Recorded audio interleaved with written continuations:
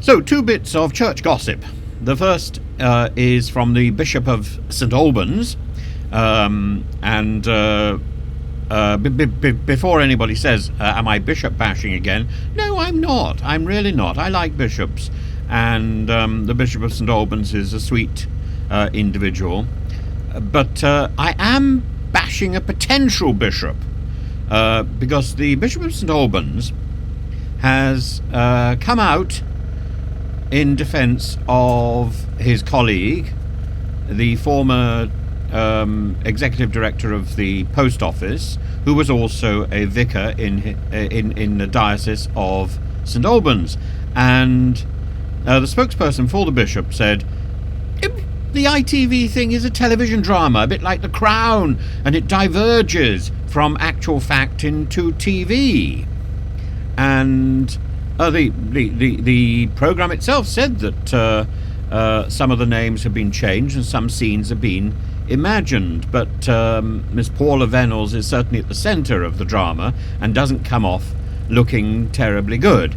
And she was the chief executive for 7 years, from 2012 to 2019, at the same time as continuing her career as a vicar.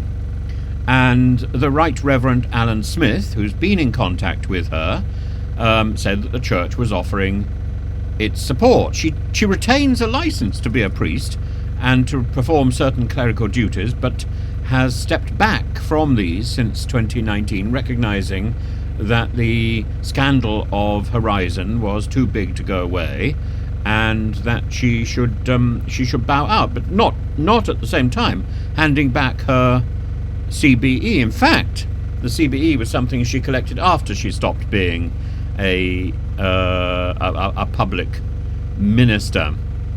And it says, I hope and pray that the public inquiry will explain fully the sequence of events, provide redress for the victims, and hold to account the responsible people and organisations.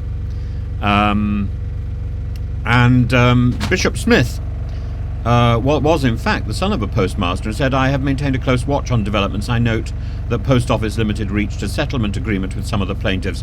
It's my understanding that the action taken was against Post Office Limited as a corporation, that no culpability was attributed to any specific individuals. Miss Vennells has made a personal apology. I'm also aware that there are many legal processes still underway, which I and anyone else would hesitate to preempt. He said, there's a difference between allegations made against Post Office Limited and allegations of personal wrongdoing by Miss Vennells. It would be wrong to simply impute that Miss Vennells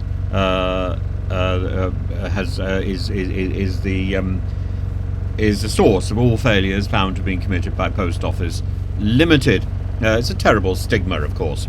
Now, the whole problem is that Miss Vennells, Paula Vennells, was also being singled out and considered for a position as a bishop herself.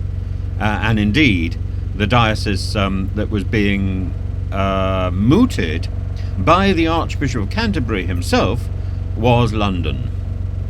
So not only a high flyer in the business world, but a high flyer in the clerical world as well. And it seems extraordinary that that there should be a drama about her, which, from the clerical point of view, is so wide of the mark. Is that possible? Is there such a discrepancy between what we saw on television, where she certainly seems to be painted as the villain, and what the church sees in real life, where she is approaching some sort of sanctity? But one should note, she is not a bishop, is she? She's not a bishop. She never quite made it. Something came up and somebody smelt a rat, or was it that the post was delayed?